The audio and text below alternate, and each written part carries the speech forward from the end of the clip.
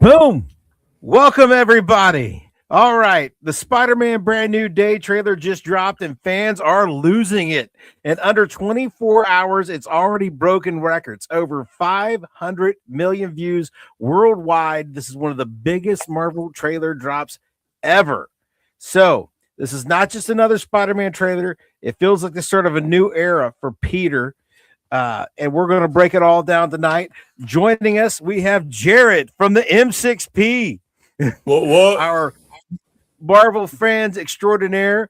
And we're going to start it by breaking down who all is in this thing, because there was a lot in this trailer.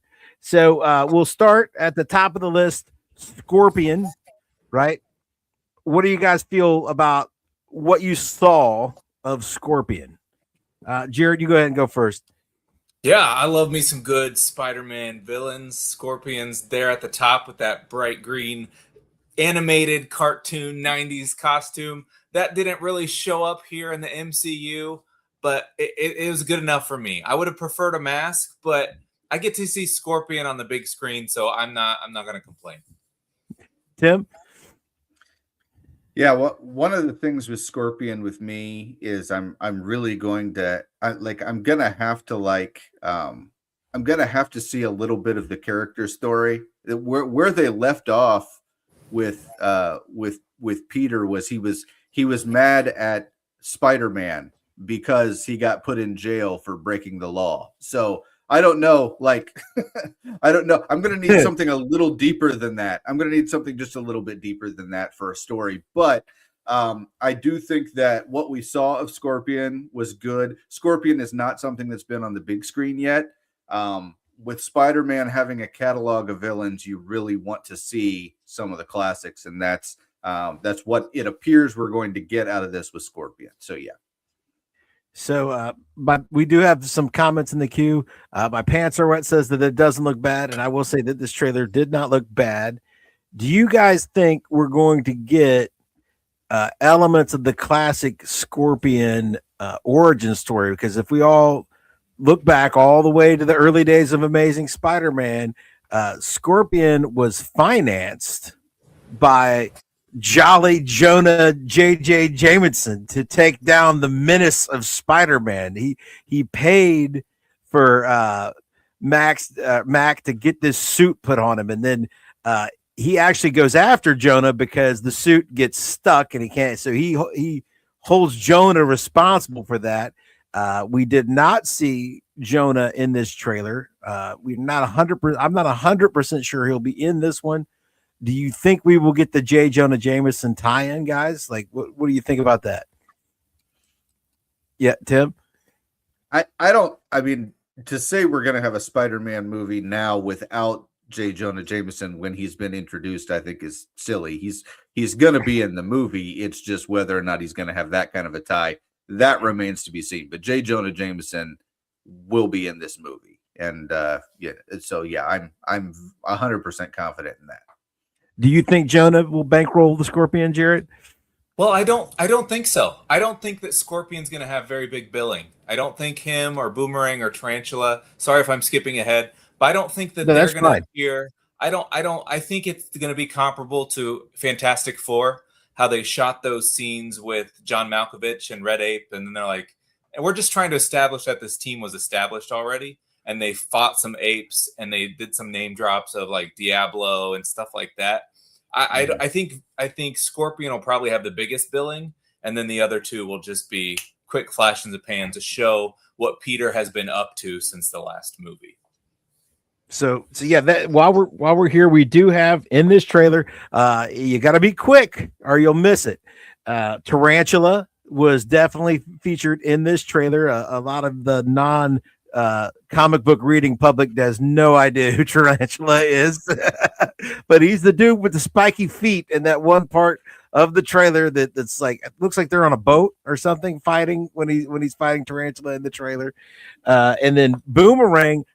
Honestly, I did not see Boomerang in the trailer. I saw Boomerang on the thumbnail for the trailer. It's where I saw Boomerang. I would have to watch it back slower to see him in the actual video footage.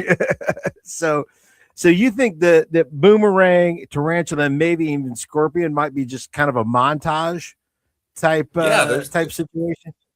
Yeah, I mean, I know you're going to get to it, so I'm not going to steal any more of your thunder, but there's a lot more other things going on in the trailer that I think will be the A and B story, and I think these three will probably be our C story. Tim, will you be disappointed if now nobody's going to be disappointed if they don't get a ton of Boomerang or Tarantula, but if Scorpion is just kind of a blink and you miss it kind of hero, if he is the muse, if you remember are disappointed with the muse utilization in Born Again, if that's the kind of Scorpion we get, are you going to be upset?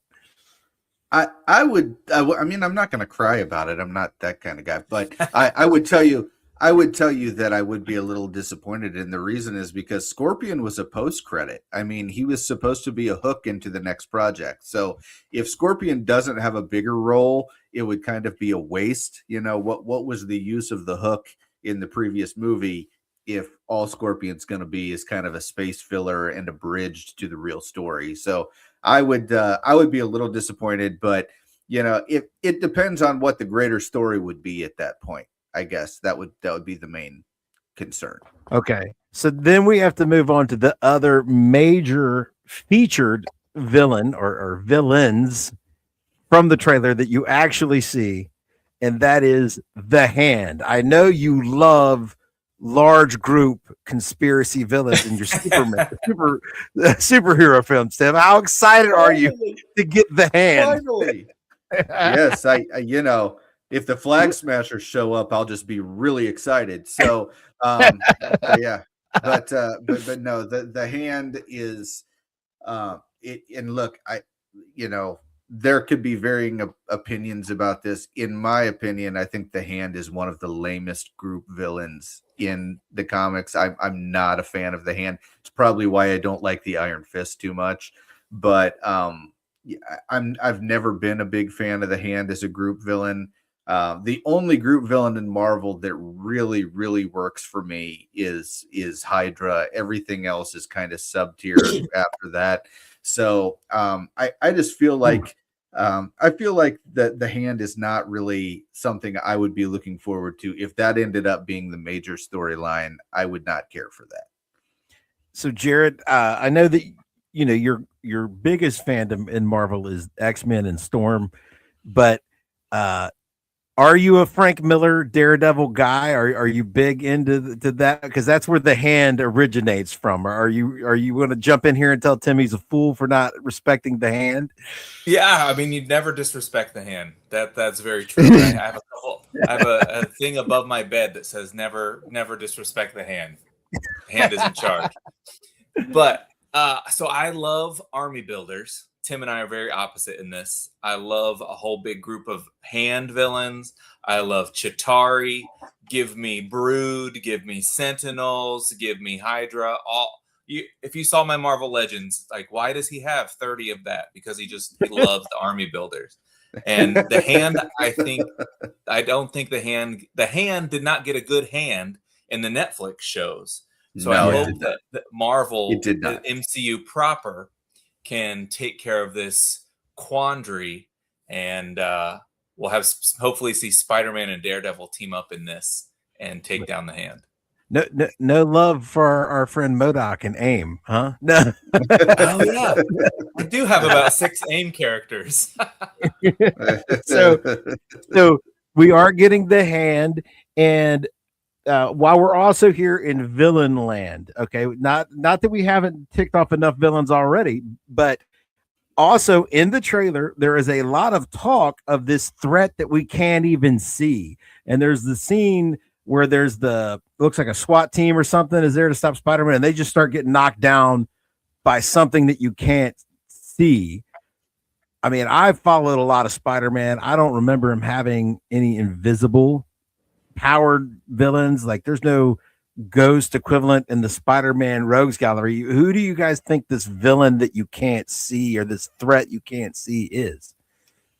Yeah, I don't think it's a physical. I think it's a mental. If you watch the trailer a few times, you see the old lady that's in the vault, and she looks one way, and then she's like, she grabs her head, and then they go to the next guy, and his head moves up, and as he looks up, then it goes into the person above them. So I think it's a mental thing, which leads me to possibly Shathra the Spider Queen. I really hope it's not, but with another point I know you'll probably talk about with Peter's mutation. Or the possibility is, do we have Jean Grey showing up? And is she this big threat? And they're talking about mutants. Mm-hmm. So, Tim, we all know that you super duper love Stranger Things, and it's your favorite show, and you've watched every episode twice. I don't even have Netflix. Just for everybody, I don't even have Netflix. Okay. Okay. So, but there is a lot of news. He just dropped the name Jean Grey. Sadie Sink is in this movie. We know that she is not in this trailer. So, but the talk online is that Sadie Sink may be playing Jean Grey. Do you think that might be the case? And do you think that's what this threat is? They did go out of their way to use the word mutation in the trailer. I believe it was Banner that used the word mutation in reference to Peter. So I do feel like we're going to get some step towards the mutant problem. But I don't know if we're going to get a full-on introduction to Jean Grey, or if that's just going to be like something towards the end, a post-credit kind of link. I don't know. Nothing from the trailer led me to believe that she was going to be a vital part of the story, but sometimes you think they're going right and they go left, right? I mean, that happened with Multiverse of Madness, and that happened with a couple other things. So I'm not going to write it off, but I don't think that's going to be a major part of the story. I think they're going to focus more on a Spider-Man grounded level story. So I'm going to throw out my favorite theory, and I hope that she's not Jean Grey. I just hope she's Firestar. I want Firestar and give me Iceman, and we can have Spider-Man and his amazing friends. Okay, because he lost his other friends. so give me Pete and his amazing friends by the end, and he could be happy again. Another character that was talked about, it seems like a lot, probably over the last year or so, was Tombstone is supposed to be in this film. Do we think Tombstone is still in this? Is there room for a gangster plot on top of the Hand and the Scorpion and Jean Grey? Do you think we'll get Tombstone? Jarrett, do you think Tombstone's actually in it, or is that just talk? I think we could see. I think this movie is going to be loaded. It's going to be heavy loaded. It's time for Sony wants some money. Marvel wants some money. They've had some clunkers. They're throwing everything in there. And based on this being the most watched trailer of all time in 24 hours, I think there's an appetite that wants it, and we'll eat it up. I think we'll see Tombstone. Tim, are you ready for Tombstone? Yeah, I mean, I like you said, I think a mob storyline would get things a little crowded, but typically when you have something like The Hand, you typically have a less capable mob that kind of leads into them, like you think they're the big villain at first, and then you find out that they're actually like subjugating to the Hand or something bigger. So it's entirely possible that's kind of where this is going.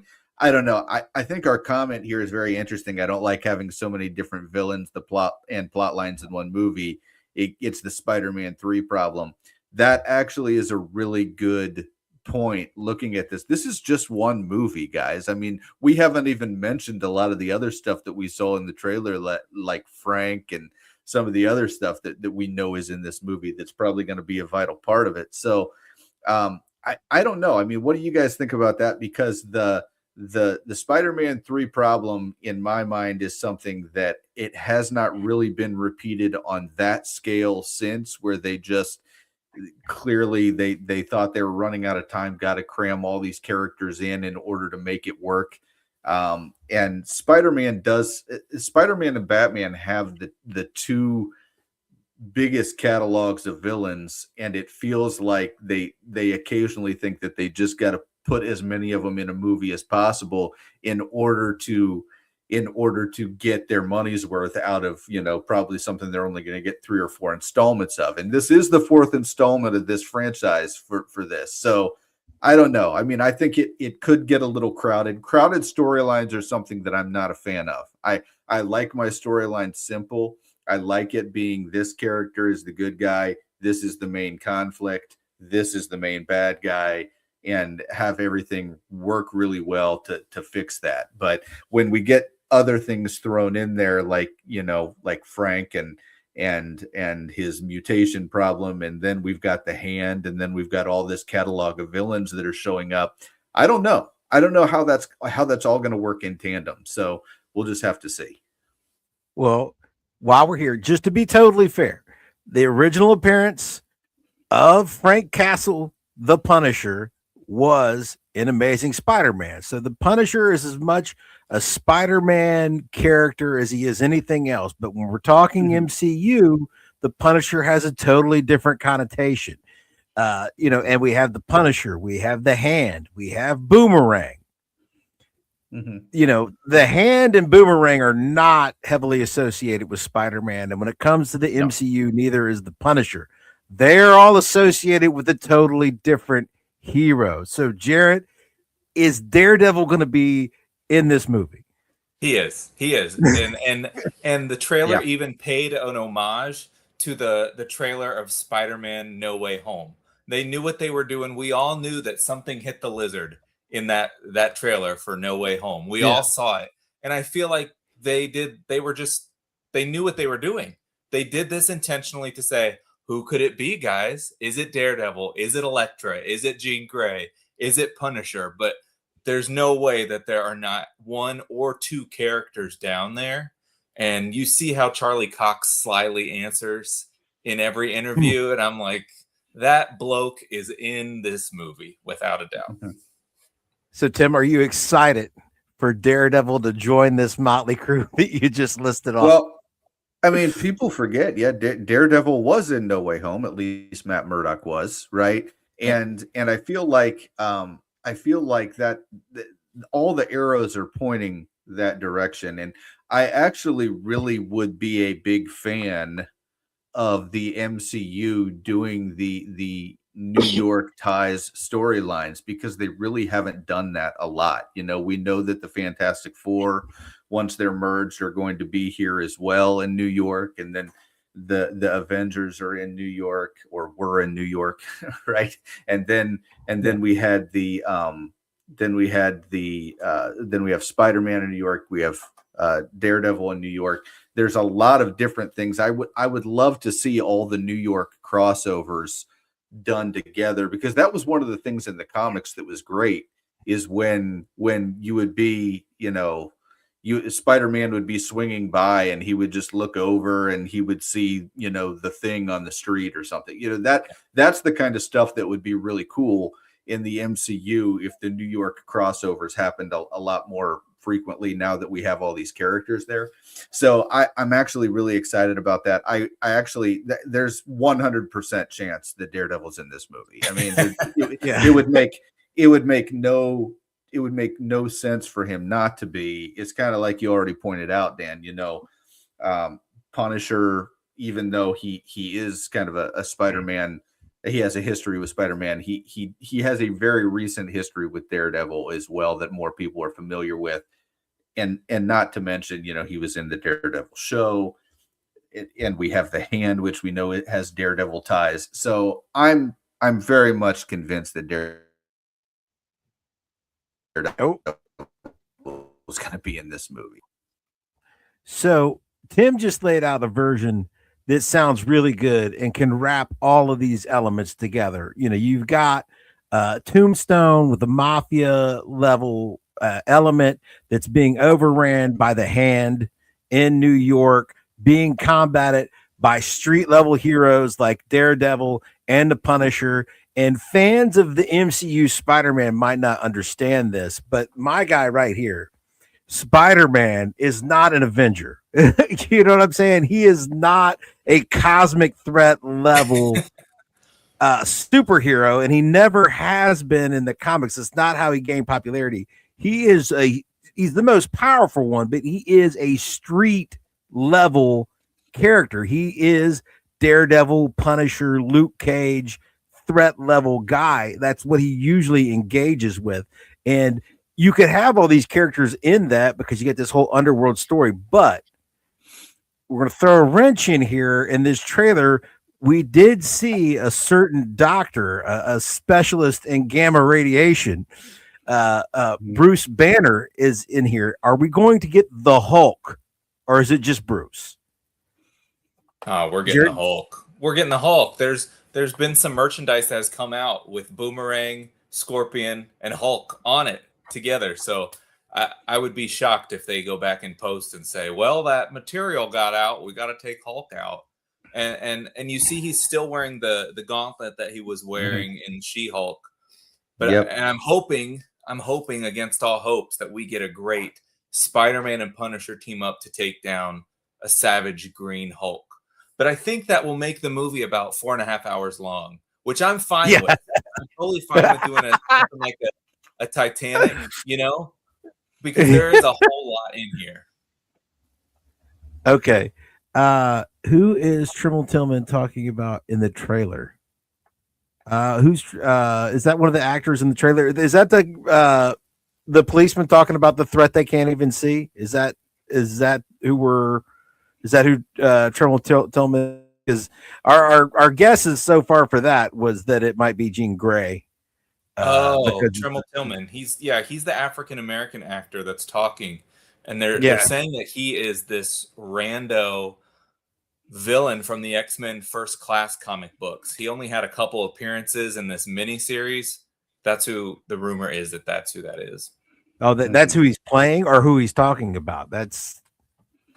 Oh, I didn't answer the question, did I? My bad. Ignore me.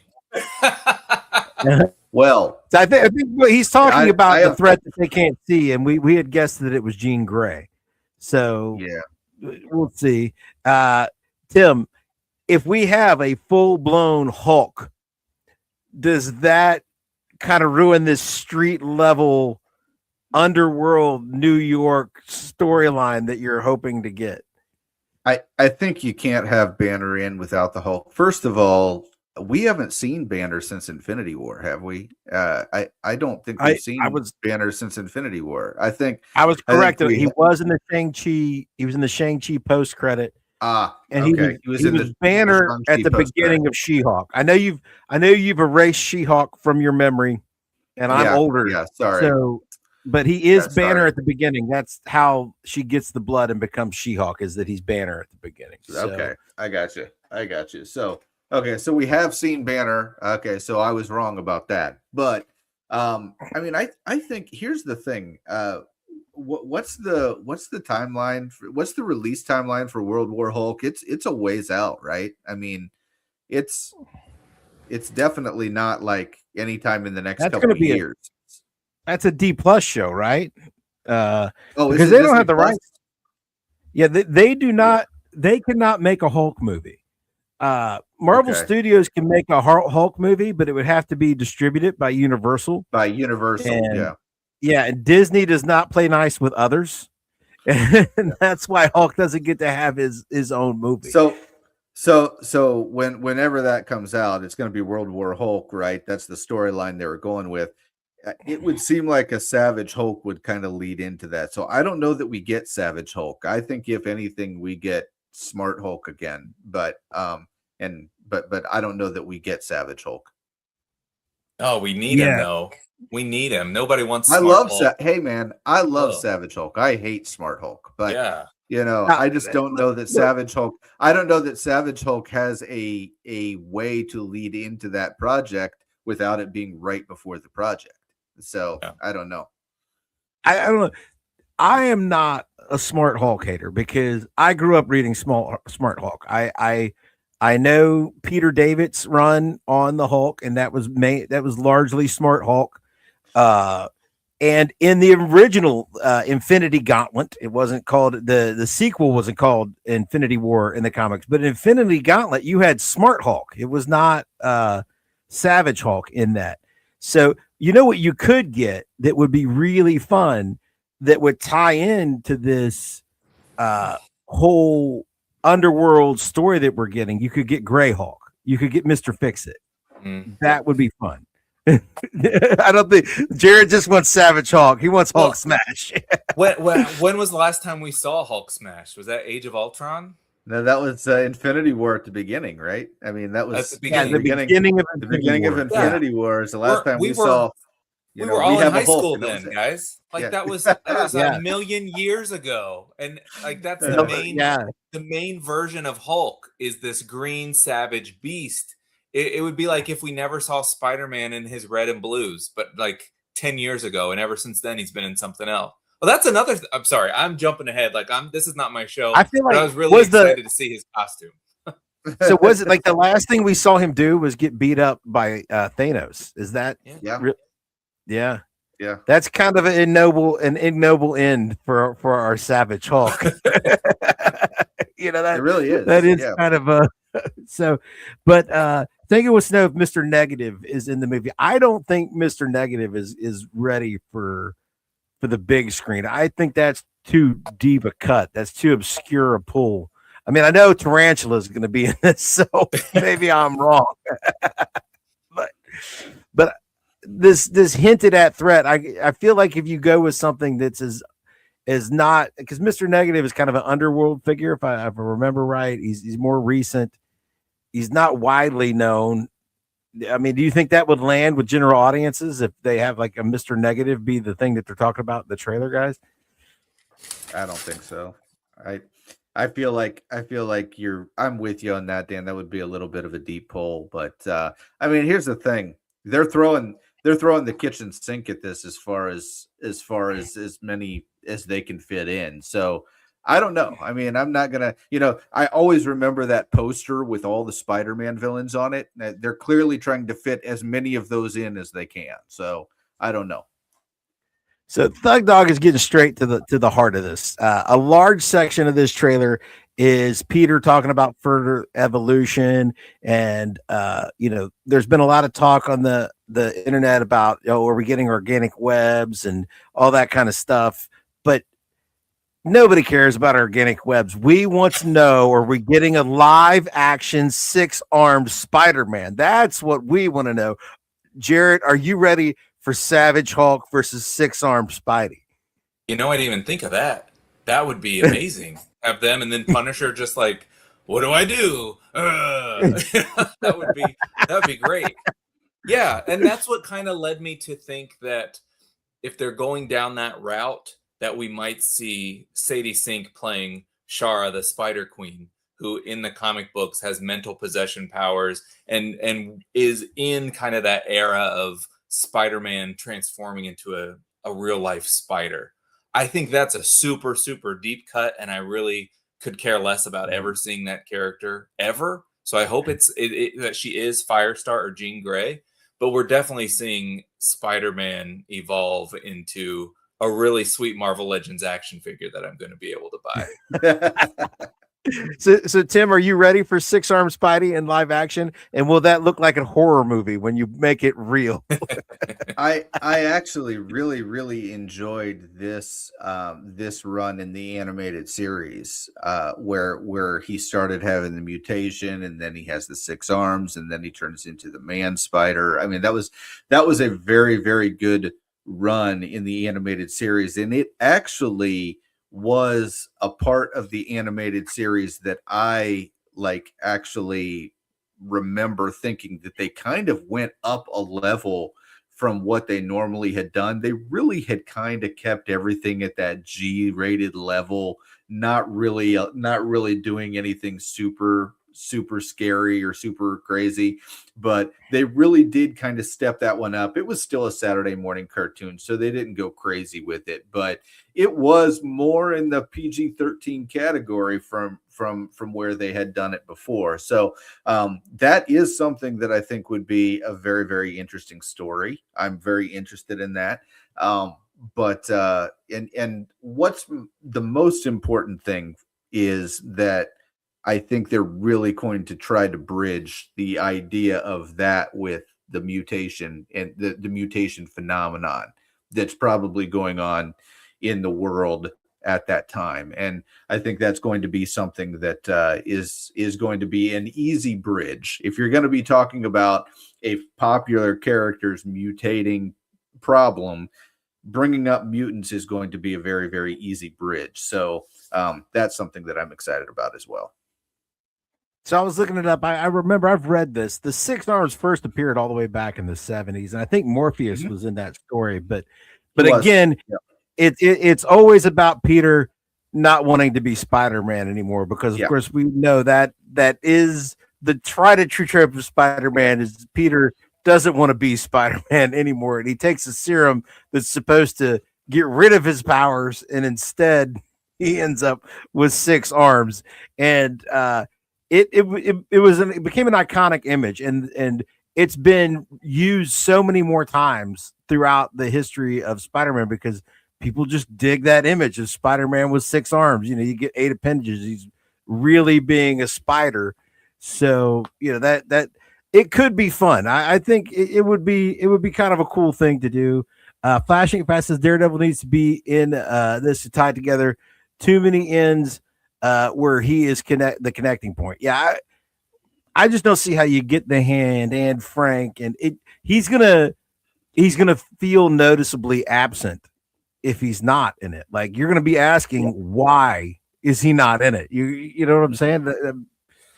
So, did you catch Wilson Fisk's right-hand woman giving the key to the city to Spider-Man? No, I did not. I did not catch that. That's who that was. That's who that is. So then it kind of makes me think it's even more connected to Daredevil and what happens in Daredevil season 2. Because at the end of Daredevil season 1, superheroes are outlawed. That Wilson Fisk has taken them down and they're in cages. But now his right-hand woman is giving the key to the city to Spider-Man of all people. So something happens, like, is Fisk knocked out of power? Does she take over power? Does Daredevil save her? And now she's all about the superheroes, and this leads in here. There's a lot of Daredevil connections to this. Mm-hmm. Yeah. I feel like, I mean, Tim, would they do all this and leave him out? I mean, that just seems kind of... No. He is 100% in this movie. I said that from the beginning. There's zero chance that Daredevil is left out of this movie. Like, now, he's not going to be left out. I will throw this out to you guys, though. Last year, they made the Incredible Hulk 2, and the Incredible Hulk wasn't in it. So it was also known as Brave New World. But basically, Brave New World, they picked up all kinds of plot lines and villains that had been dangling all the way since Incredible Hulk, and threw them in a movie about their new Captain America, and there was no Hulk in that movie. So, but there was a Red Hulk. There was a Red Hulk. There was a Red Hulk, but not a Green Hulk. And you know, you so see, Disney's like, same. You know, it's okay. They were just like, you know, there's a Hulk. Department of Damage Control are hunting superpower individuals connected to Wonder Man and Mr. Marvel. So that, I mean, Damage Control has been around since Homecoming, at least, because that was who the Vulture, that Michael Keaton lost his contracts to Damage Control, and then that's how that started. So, like, I think a Damage Control show could be fun. I mean, would you guys watch that, like a comedy? Damage Control, you're following around trying to pick up the mess. I mean, that's kind of what the comic was for Damage Control. Would you guys watch that? Yeah, ABC got a green light to start it, but it never got out of the scripting process. But that would have been a show on ABC alongside Agents of S.H.I.E.L.D. I think it would have been very different than the Damage Control we're getting currently right now. I don't think hunting mutants was on Kevin Feige's radar back in 2023, 2024. I mean, 2014, 2013, 2014, back in the day. It'd be very different now. Mm-hmm. So let's go back to our comments here. So Thug Dog wants a healthy dose of Frank. This is a crowded movie. And, you know, how much of any of these characters are we really going to get? Like Jared, you already lobbied for it to be 4 hours long, but knowing that it will probably be somewhere around 2, how much of all of these other characters are going to be in this Spider-Man movie, do you think? So here's what I think Marvel's going to do. I just, for the first time on a plane a few weeks ago, watched Superman, the 2025 edition. Yeah. It was fine, but it was very crowded because DC spent a lot of time trying to give screen time to some guy with this black thing on his face and this guy with a ring that had a bad haircut. And it was more of a team ensemble movie than a Superman movie. I know this is a different show, but I compare it to, I think Marvel's going to say, hold my beer. Let me show you how we do this. And that every character does not need to be fully pulled out and stretched out. We're not going to spend a half an hour about Frank's origin story. And who the Punisher is. If you have not heard that John Bernthal is the Punisher, then you've been under a rock. It's not a thing. So we're going to keep going. We're going to either you're on board or you're not. We're going to give some quick tidbits. And I think that's what they did with the Fantastic Four too. With that movie, we didn't get an origin story with that. They're like, yep, they were on a rocket. They got powers. They fought some a mole man and some monkeys. And here they are. I think that's what Marvel's thing is going to do instead of just stretching everything out. We're going to get all these characters, but it's full steam ahead. We're not wasting any time. Yeah, for sure. I think I'll agree with that real quickly, Dan, and then I'll let you move on to the comments. But I'll agree with that. I do think that the difference between what DC did and what Marvel is currently doing, Marvel established their universe before they went to the comic book method, where we're just going to throw you in the middle of a comic book story, right, and you're going to assume the origins and you're going to assume all the stuff that you need to know about the characters. DC decided to do that from the very beginning with James Gunn, and I do think that was a little bit of a mistake. But I think that the Marvel waited until they were established, and to their credit, they waited until they're established. But I will say it still has some loose ends and confusion. But the comic books had that too, so you can't really get too upset about it. But at the same time, this is kind of an opportunity to correct those wrongs and kind of do things a little more connectively, and they're not doing that. So it's a little frustrating. Yeah. I mean, I'm glad the Punisher's in it. I think it could be fun that he's in it. It'll be fun when he joins in some of the battle scenes. But this needs to be a Spider-Man movie. It needs to spend the bulk of its time with Peter. Even though it's fun for us, we've been talking about a lot of the other people so far. We need to get that. I don't know how to say this. There's too many numbers. But anyway, Sanju wants to know, Punisher and Spider-Man have different missions in this movie. Why is Peter trying to stop Punisher? Well, Spider-Man and Punisher don't just have different missions in this movie. They have different missions fundamentally and philosophically, foundationally. So yes, Punisher was introduced in The Amazing Spider-Man as a villain. The Punisher was a reaction to, he was introduced in the 70s, and he was kind of like, Dirty Harry and Death Wish character thrown into comic books to play against somebody like Spider-Man. And whereas Frank can have moralizing debates with somebody like Matt, like Daredevil, who struggles with his anger and his rage and looks at the dark side, even though he tries not to cross over and can talk to Pete is not that guy. That is not Peter. You know what I'm saying? So Peter might be nice to Frank sometimes. He might tolerate him. They might have a little back and forth, but he is always going to attempt to stop the Punisher, because the Punisher is going to try to kill people, because that's what he does. And Spider-Man stops people from killing people, even if those are bad people. Did I sum that up well, Jared? I mean, is that why? Yeah, that was amazing, man. That was so good. Yeah. You've got two characters that are kind of at the opposite end, appealing to two different audiences. And that's kind of the thing. This was a big push in the comic books. A lot of people were tired of heroes.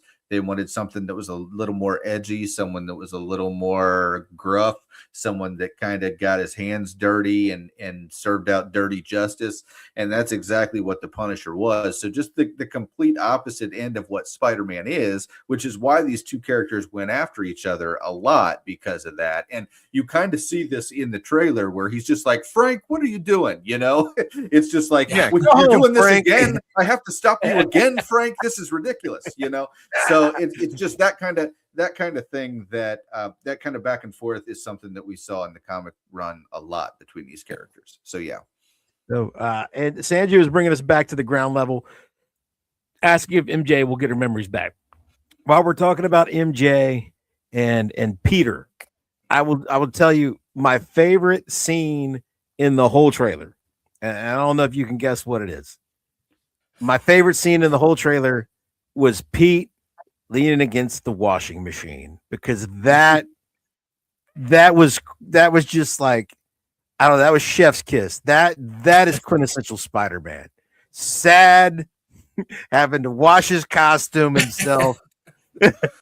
You know, he's probably at a laundromat or something in his underwear. I mean, it felt so Spider-Man to me. So on the human level with Ned and MJ, and was that Flash that's her boyfriend now? It looks like maybe at that party, but it's not the kid that plays Flash. He looked vaguely like that. Different guy. actor. It's a different actor. Is it? Okay. Yeah. All right. So, but she does have a new boyfriend. You know, I like this. I mean, listen, if you don't like sad sack Peter Parker, then you don't like Spider-Man, because I mean, that's his natural state. You know, that's who Spider-Man is. So what do you guys think about the whole, you know, Pete, he's bummed, his friends are gone. Will they get their memories back? What are your guys' speculation on that? Jerry, you can go first. What do you think about that whole aspect of the movie? Well, so I don't like either of those characters. Let me just stand on record that I don't think they are a good supporting cast for Peter. Peter has the best villains and the best supporting cast, and he's coming through with the villains in the MCU, but the supporting cast is leaving me desiring more. Going with the Jean Grey thing, my thought is if Sadie stays as Jean, her mutation, like Spider-Man will save her or whatever, and she will restore the memories of Ned and MJ. I think that might be how that all kind of plays together. I'm hoping it doesn't, and that Ned and MJ fall off the side of a building a la Gwen Stacy, and we get a different, like a redheaded model MJ comes in, and we just get like Harry Osborn comes in, and that becomes the new supporting cast. But this, again, I'm kind of stuck on this Jean Grey hill. I'm not trying to die there, but it kind of makes sense to me. Tim, do you think that Zendaya gets her memories back? What are you thinking about this whole angle? No, by the way, my daughter has started watching Casey Undercover, which was her Disney Plus was her Disney Channel show way back in the day, and I could not be less excited that she's doing that. Anyway, but yeah, it's a really, really, really bad family version of Get Smart. Anyway, but long story short, no, I think that the thing about Spider-Man that makes the comics so relatable is that there always is there's an irreconcilable tragedy in almost every issue that goes with Peter, that he just is not Jared. He just is not going to be able to recover from something that happened to almost every issue. And so I don't think they get the memories back, because that's quintessential Spider-Man is to have something like that happen. That is his cost of being Spider-Man, just like Uncle Ben and just like everything else. Whenever we see it, there without tragedy, you don't have Spider-Man. You nailed it, Dan, with the scene in the washing machine. That's quintessential Spider-Man, right?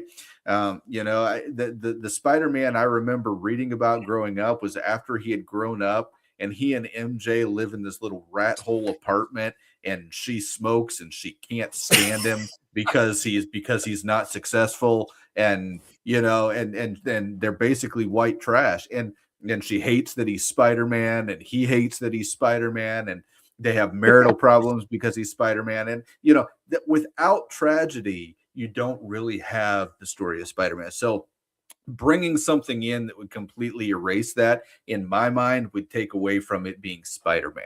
So I think that what this does do is this will open up opportunity for other characters, like Jared has talked about. Are we going to see Gwen? Are we going to see somebody else?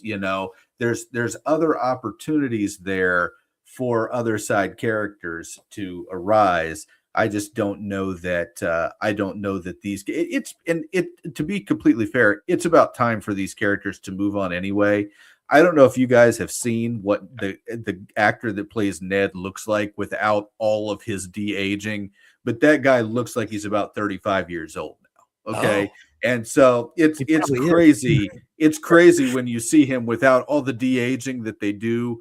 It's like, not everybody is Tom Holland and looks the same age for 15 years, right? So when you see that kind of stuff, you see that kind of stuff, you're just kind of like, it's about time for some of these characters to move on from the continuity anyway, probably. So yeah. Now I will say I kind of like Ned. I liked his whole guy in the chair thing in Homecoming. I thought that was a fun. That was great. Thing. That was great. And so. But one thing about Pete is that he does have a revolving cast of friends in the comics. Like, people come, people go. He hangs out with different friends. He's had various love interests, from Betty Brant, who actually was the first. You had Betty, then you had Gwen, then you have MJ, and there's been Felicia. There's been Black Cat, it goes through all these, and Flash Thompson goes from being the guy who beats him up in high school to being like one of his best friends in college, all that kind of stuff. So, and they have these versions, but again, I don't know that Tom is very long for playing Spider-Man. He's going to pay him one more time after this. Maybe he's not going to get a whole new cast. Where are we? 9 years from home. We're 9 years from Homecoming, guys. Right? Yeah. I mean, is that I mean, how far are they going to push this? So to put a bow on this version of Spider-Man, I don't think they get their memories back, because that seems like not something they really do. Is erase things, but I think they just become his friends again somehow. Maybe he tells them they used to be friends and they believe it, but I don't know that they just full on get the memories restored. Sanju wants a post-credit scene where Dr. Doom meets Peter Parker and Pete says, "Mr. Stark, is it you?"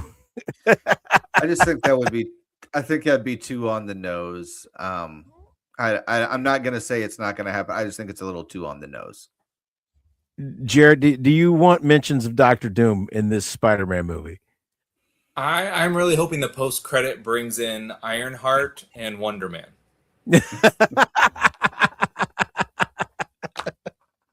That's my hope.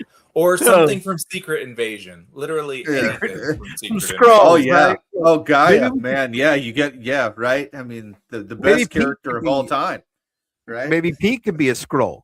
Maybe Pete could have been a Skrull the whole time. Maybe that could be... Oh...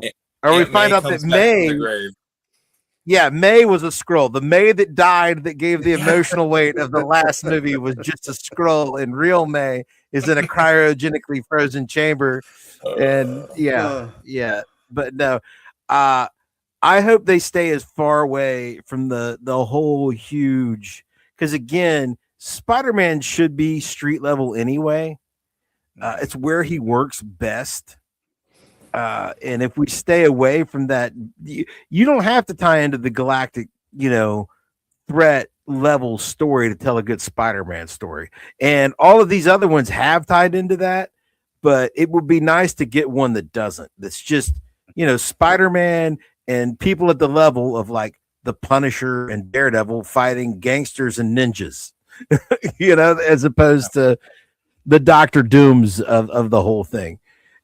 which new Spider-Man comic characters would you like to see? So like newer characters from the comics. Are there any that you would like to see on screen, Jarrett, that like have rolled out recently? No, Marvel hasn't made any good comics in years. But I'd love to see the MCU's take on Rhino. I think that could be and their version of Kraven. I want to get a really good Kraven story, not a Sony Kraven. And I think that they could even do those two together and show us a good time without 30 other side characters. Because Dan, I'm totally on board with you. In the first Tobey Maguire movies worked really well. He was a street level guy. There was one villain, and his cast of characters was just top notch. You almost wanted to watch movies about what Harry was doing over what Tobey was doing. So if we could just get an MCU movie without Stark Tech, Iron Man coming in to help, Punisher or Hulk or anybody, Daredevil even, just show me a movie with Peter and a villain for 2.5 hours, and I'll watch that. I'm totally down with that. We need to see Spider-Man be able to exist on his own without the help of everyone else, and we just haven't seen that yet in the MCU. Tim, would you play off what Jarrett was talking about, or are there any newer characters that you would like to see in a Spider-Man? I will co-sign with Jared here that you really need to have a good Rhino character if you're going to have Spider-Man. And I don't think what we saw in Amazing Spider-Man, where we basically had a Transformer was that Paul Giamatti? That was Paul Giamatti is your Rhino? Yeah. Paul Giamatti in a Transformer outfit was not Rhino. Okay. And I didn't see that terrible Kraven movie, but the Rhino in that I hear looked pretty bad. So I don't know. I really hope that at some point we can get Rhino, because how many covers were of Spider-Man and Rhino, and they were great, right? I mean, I feel like it's an important matchup that we need to see.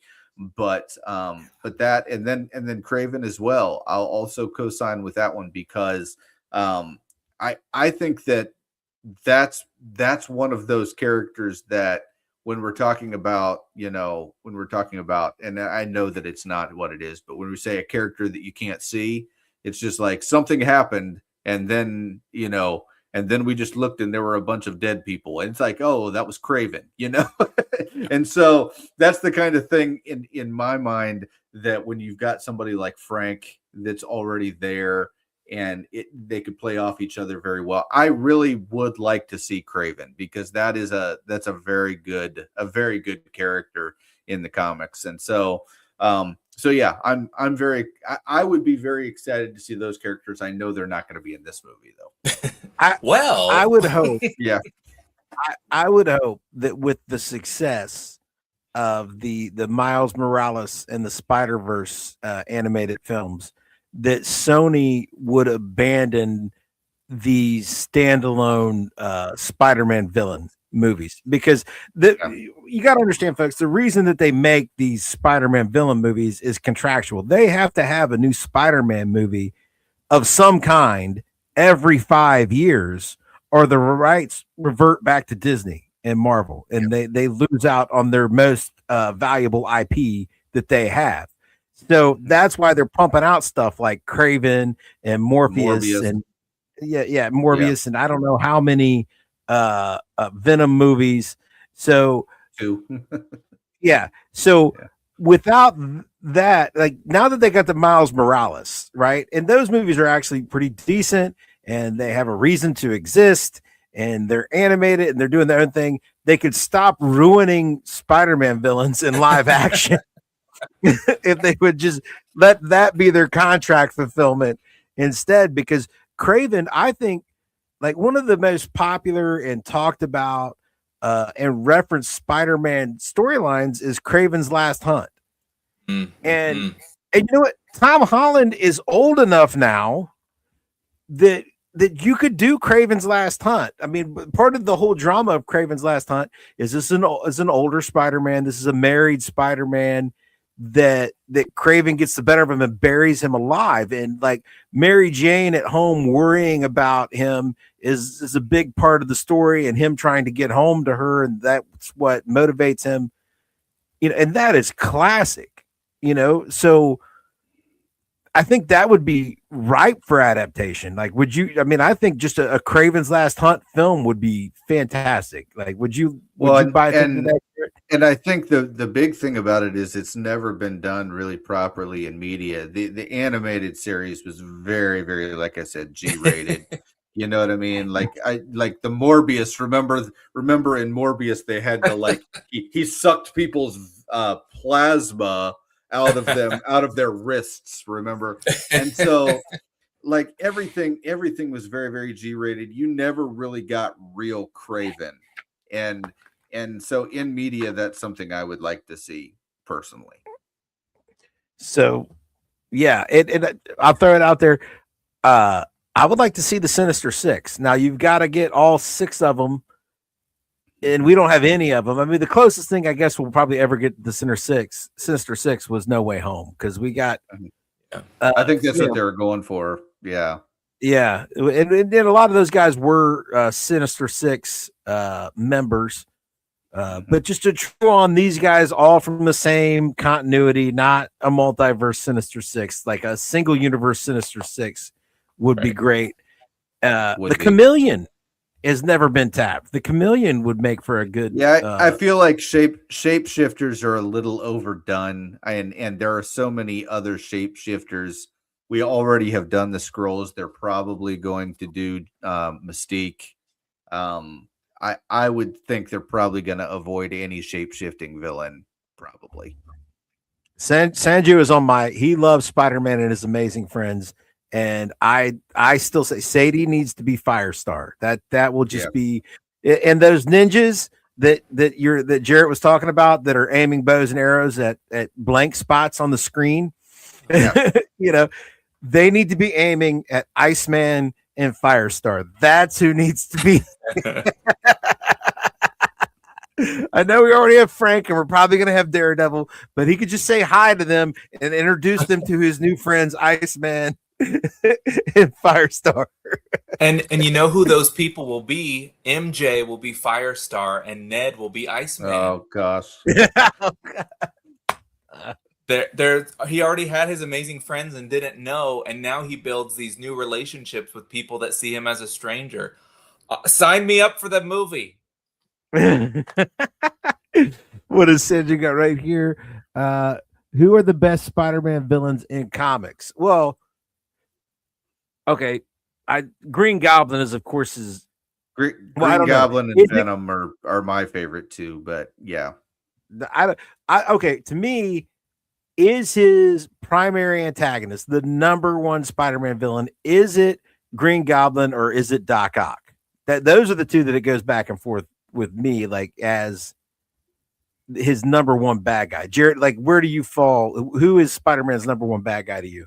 Well, mine is Doc Ock, but I think I'm also swayed because I was a child of the 90s, and Green Goblin didn't show up until the 3rd season of the animated show. We got Hobgoblin first, but in the first episode, it was Lizard.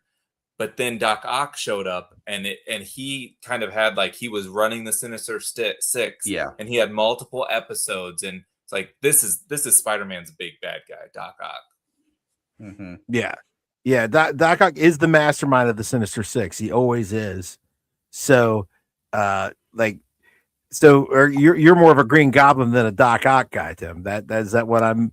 Yeah, and I think it's because it goes so deep with Harry and Harry. I see that's the thing, you know.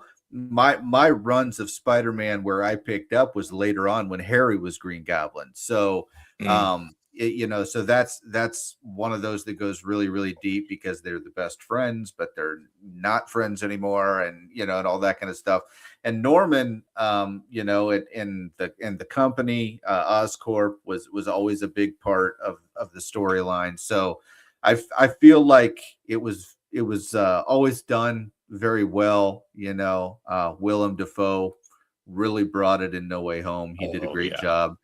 He really brought it in No Way Home. And so for me, that's like, that's a classic example of like, when I'm thinking of a prime villain, that's exactly what I'm thinking of, is that storyline of somebody that's that disturbed. And so I think that it works really, really well, particularly with somebody like Peter. And the Peter in the MCU is as as OG shucks ma'am as possible, right? I mean, he is the Boy Scout of all Boy Scouts, and then you have somebody like that being the main villain there. So I've always really been a Green Goblin guy, but yeah, there are other motivations though. You know what I mean? Like we've talked about the Scorpion's motivation coming up, what that's going to be. We've talked about Doc Ock's motivations previously with all the science projects and all that kind of stuff.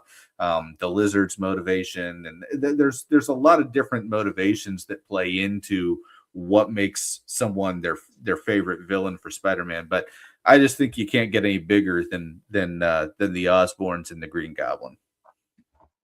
Sanju's talking about Crime Master. I think that's a more recent villain that's had different identities. It's the gangster character. Maybe we could get a Crime Master in this. While you talked about it, Tim, you mentioned another big villain, we talked about him having his own films.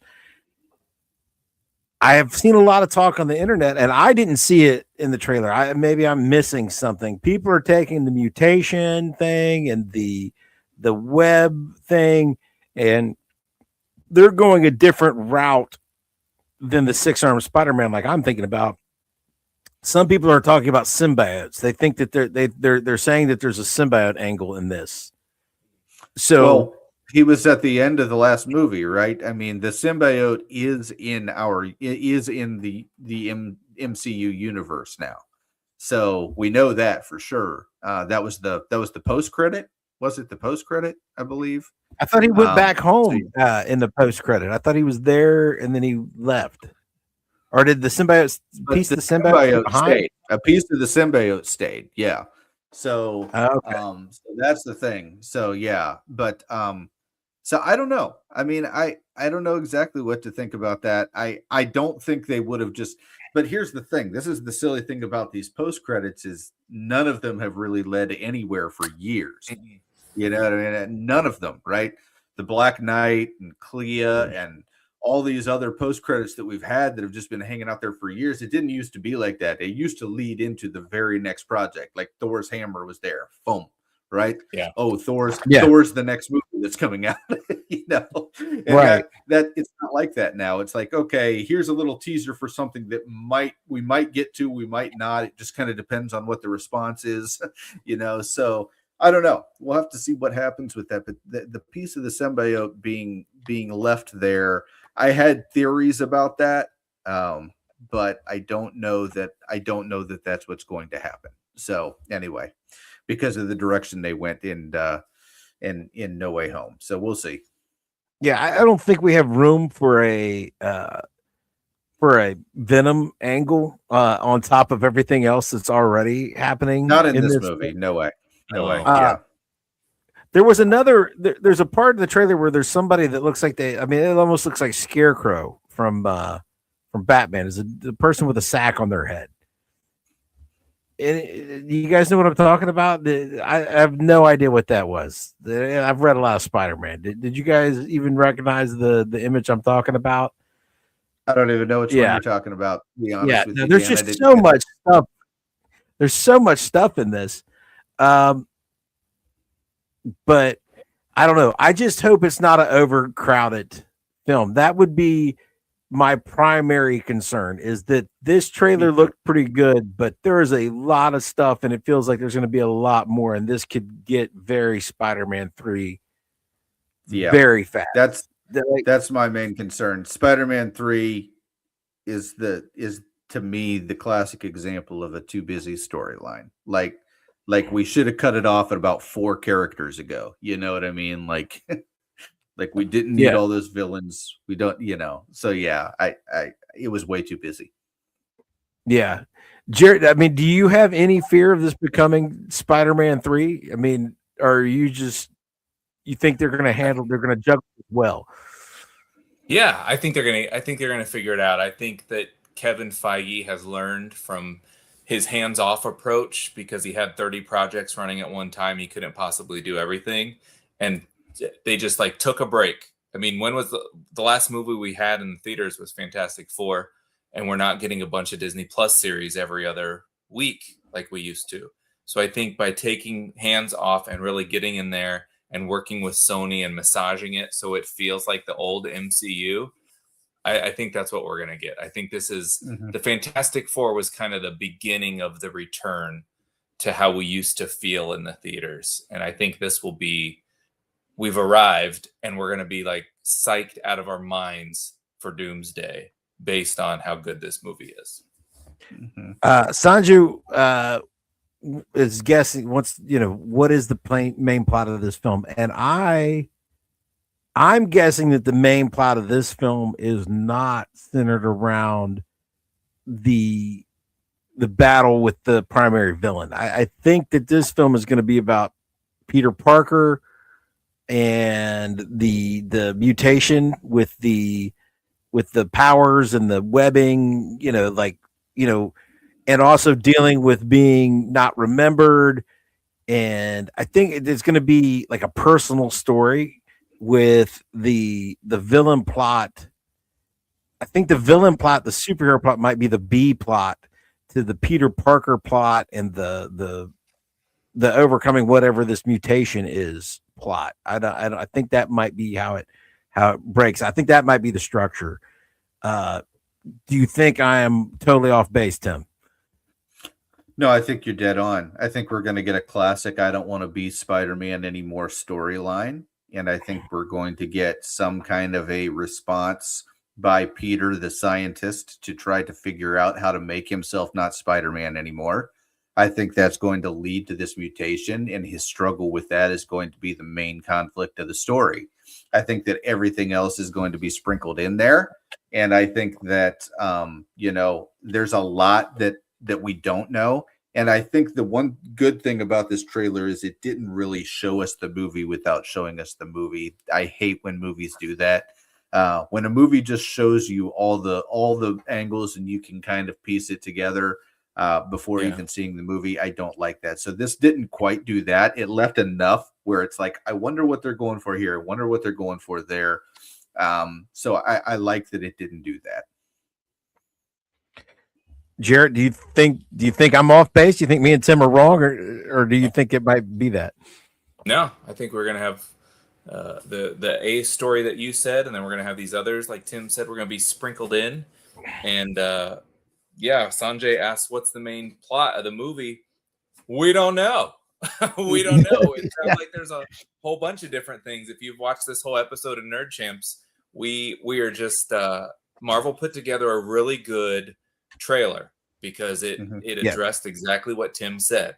You are watching the trailer for 4 seconds and you think you're going here, and then you're over here, and then you've got ninjas, and then there's Boomerang, and then he's out all of a sudden. Now he's doing his laundry, and then he's at the gravesite, and there's Scorpion, but none of it, you don't see a through line on any of it to figure out, oh, he started here, now he's going to be here. Really, the biggest thing that we understand from this is that Peter is sad because he's still around his friends that don't know who he is.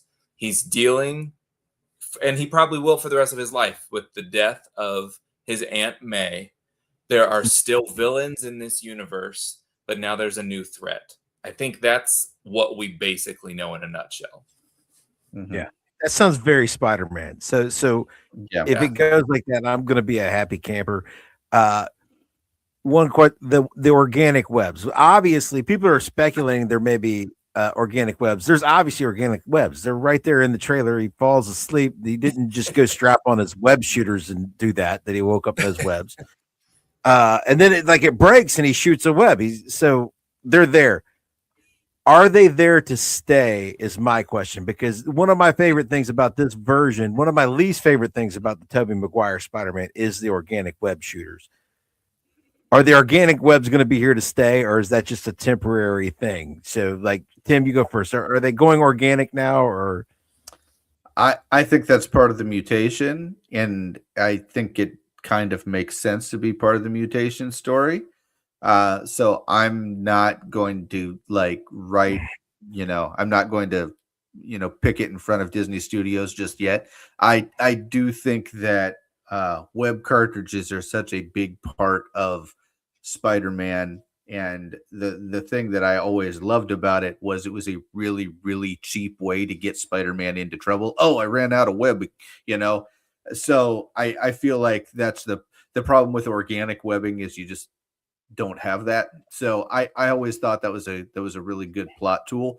But the purist in me says that the cartridges are the way to go, but ultimately, does it matter? No. I don't anticipate it being permanent though.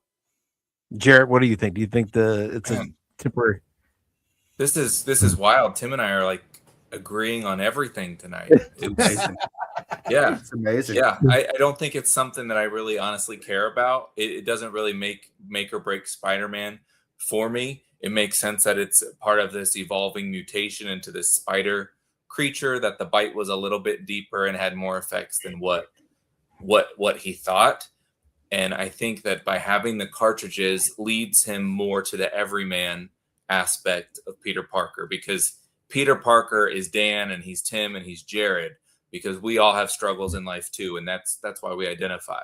And when the smoke detector goes off, that's when we don't have our AAA batteries, and so we have to listen to that until we can get to the store. And that's what his web shooters are. It's just another thing that I guess I should have planned for a little bit better, but because he's like the three of us, we either have to listen to this chirp or we have to figure something out. Like we rip it from the ceiling, or we go to Meyer and buy more batteries. And he then is in this predicament and has to figure it out. And we have, that's why I just love Spider-Man. I know that wasn't even the question, but he's just so freaking relatable. We all went to school. We had relationships. They worked out. Sometimes they didn't. We have laundry. We have loved ones that we lose. We are in the fight to get through this life, just like he is, except he has rhinos and electricity monsters attacking him. But otherwise, like, he is us.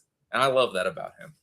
Mm-hmm. Yeah. Before the mutation plot starts, I do love that we're starting with a unknown and presumably broke Peter Parker, because the Pete we've been getting so far in the MCU has been bankrolled by Tony Stark. And I really, they are going to be missing the boat if there's not at least one scene in the first third of this movie where he runs out of web fluid because he doesn't have enough money to make anymore. Like, he's broke and he's out of web fluid. Like that has to happen. The biggest, look, I had qualms with Tobey Maguire. Okay. Tobey Maguire's acting was great. Tobey Maguire, I think was too old to play Peter Parker when he played him. Okay. We can have a whole lengthy pontification about how everybody at his school was 40 years old. Okay. I mean, Flash Thompson looked like a full grown 32-year-old man. Okay. So we could have a lengthy pontification. We're not going to talk about that, but the one aspect of Peter Parker that he absolutely nailed down is that he was the least likely person to be Spider-Man in the entire world. And, he was a loser. Even after he grew up and started dating MJ and doing it, he still was a huge loser. And that was really a big, big part of Spider-Man. He's the least likely person to be Spider-Man. And I think that you're right, Dan. To this point, it really hasn't. I mean, it's kind of like Michelle, when Michelle even told him in was it No Way Home or was it Far From Home? She said, "Oh yeah, you're Spider-Man. I already knew that." You know what I mean? Yeah, it's like that's the whole thing. Peter Parker needs to be less obviously Spider-Man. So yeah. He is like, go ahead, go pick up your issue of Spider-Man #1 here, and you will read it. And in it, Pete and MJ have moved back into his aunt's attic because they couldn't afford the rent in their apartment. That is what was happening. absolutely. In Spider-Man #1 is that he has had to move back into his aunt's attic with his wife. So that's Spider-Man, though, man. Like, things go up for a while, but you just know that the bottom's going to fall out from under Pete. That's what makes the character work, and that's why I'm just, the bummed parts are the best parts of this trailer. Sad on the top of the building doing his laundry. They need a bunch of that. So, other than that, I think unless you guys have something else in the chat, this is still the I guess Sanju's comment was the last one. Jarrett, does the M6P have any new stuff that people desperately need to know about? We're in the middle of the M6P Marvel March Madness Bracket Challenge. Love to have you jump over there and put in your votes for your favorite characters as we go through it's our 11th year of doing March Madness at the M6P, and Spider-Man is still in contention. Yeah. Go vote early and vote often for our man Pete right here. Now, Jared's going to stack the box. You get one vote. This isn't the U.S. elections. You get one vote.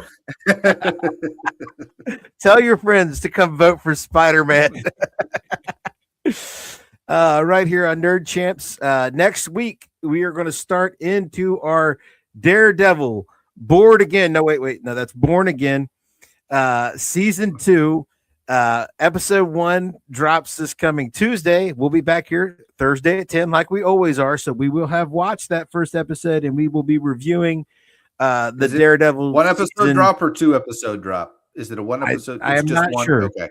Jared knows. Well, however many. Okay. Yeah. Okay. Yeah. we have 2 days to get it done. So even if they drop 2, I would hope that we would be able to get them under our belt. But we will be for the next. I think it'll be 8 weeks if they're dropping with 1. I think it's 8 total episodes. So that would mean for the next 8 weeks, Nerd Side Champs every Thursday at 10 on your Nerd Champs at YouTube will be Daredevil Born Again Central. We will be breaking it down. Also stay tuned. We have more, our editor, we're going to have to strap him to a chair. He is in deep trouble. He's going to be punished, but we have more Indy versus Rick coming for you. We have more Burbs content coming for you. And we have a Scream franchise breakdown that we have to put together of the entire, all 7 films. So lots of stuff. Keep your eyes peeled and be back here next week to start our Daredevil breakdown. Until next week, when we do that, Tim, OH!